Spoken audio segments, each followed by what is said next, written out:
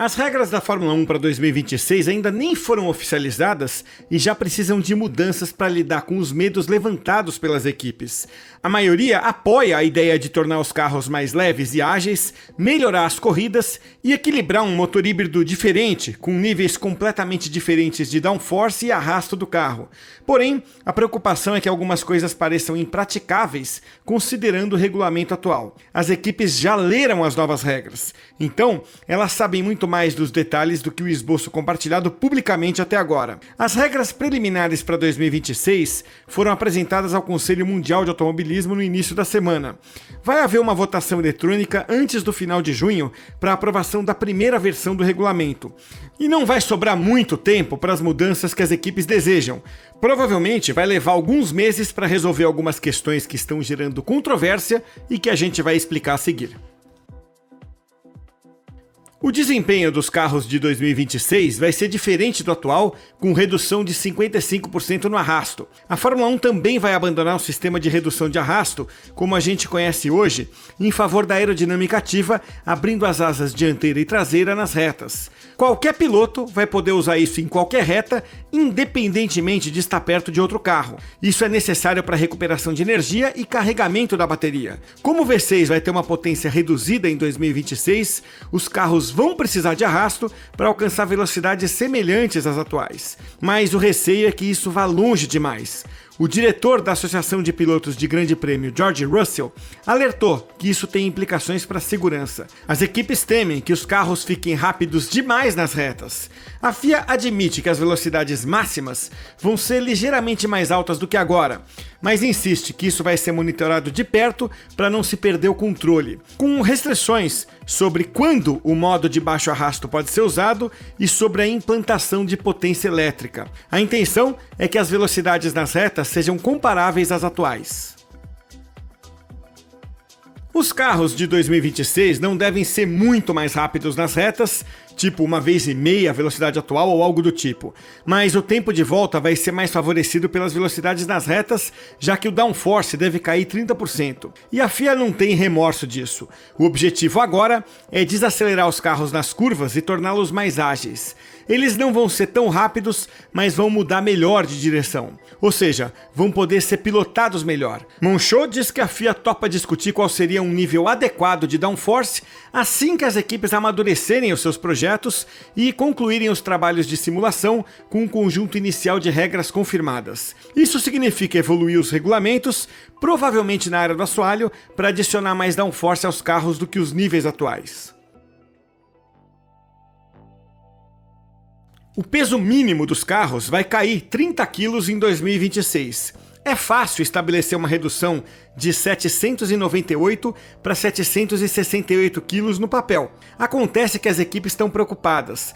Talvez seja impossível alcançar esse objetivo ou mesmo chegar perto dele. O importante é notar que é um peso mínimo e não um alvo obrigatório. Mas com o peso excessivo custando de 3 a 4 décimos por volta a cada 10 quilos, acaba que vira um objetivo-chave. O piloto da Aston Martin, Fernando Alonso, acha que vai provavelmente ser impossível conseguir uma redução de 30 quilos, especialmente considerando o peso adicionado em outras áreas. Mesmo que seja possível, essa redução de peso pode ser extremamente cara. Para o chefe da Williams, James Vowles, não vai ser uma tarefa divertida. A FIA argumenta que a meta é desafiadora, mas viável, e ela está determinada a reduzir o peso. E o objetivo é louvável, considerando os aumentos enormes de peso nos últimos 15 anos. Já é certo que vai ser mantida a regra de peso mínimo do piloto, introduzida pela primeira vez em 2019, que define que o lastro do assento iguala todos em 80 quilos. E vai subir para 82 quilos em 2026. Essa é uma boa decisão, mas o debate sobre o limite de peso dos carros está longe de acabar. Há uma preocupação de que as regras do chassi estão precisando compensar as limitações do pacote da unidade de potência. O chefe da McLaren, André Stella, alerta para as limitações da divisão 50-50 entre potência convencional do V6 e energia elétrica, que é vital nas regras, pelo menos na forma como é implementada hoje em dia. A FIA está aberta à possibilidade de ajustar isso. E embora os regulamentos da unidade de potência tenham sido publicados em agosto de 2022 e os fabricantes de motores estejam bem avançados em termos de design e desenvolvimento, há potencial para mudanças.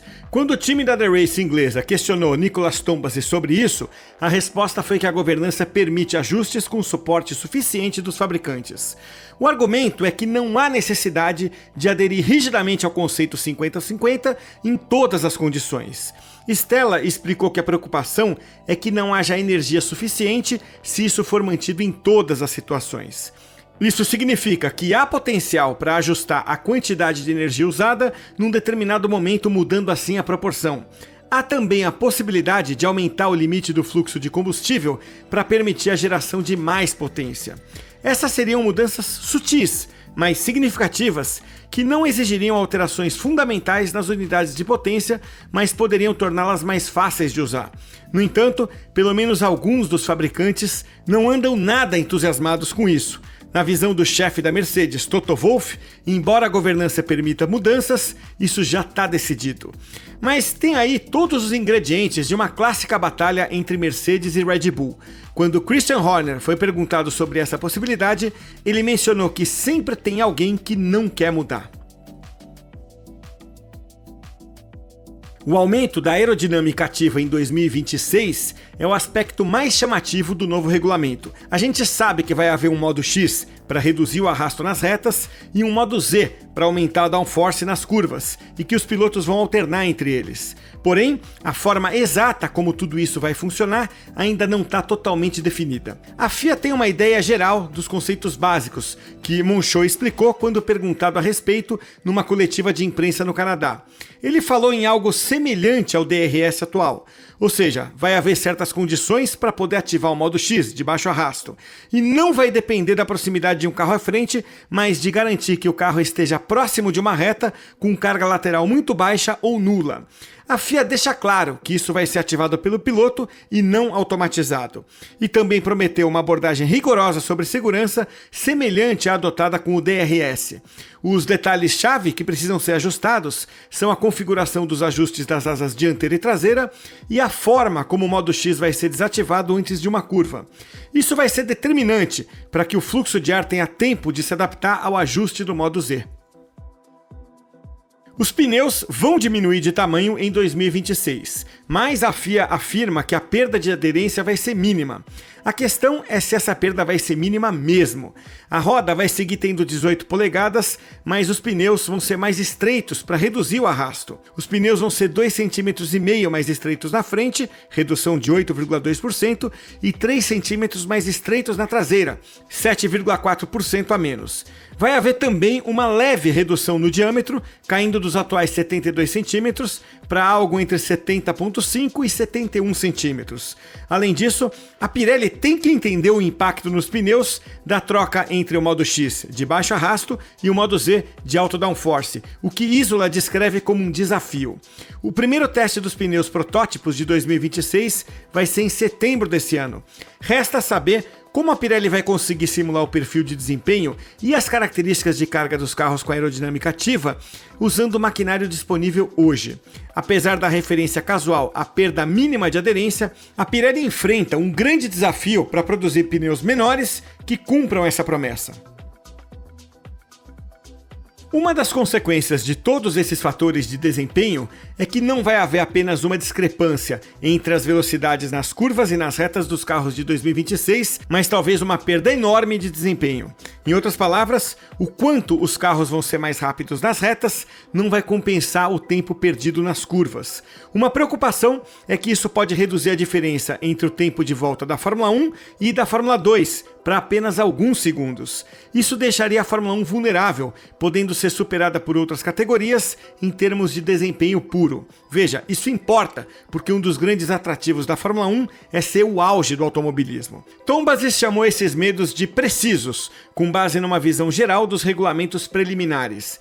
Mas ele aposta que, à medida que as coisas evoluam, isso vai ser 100% resolvido.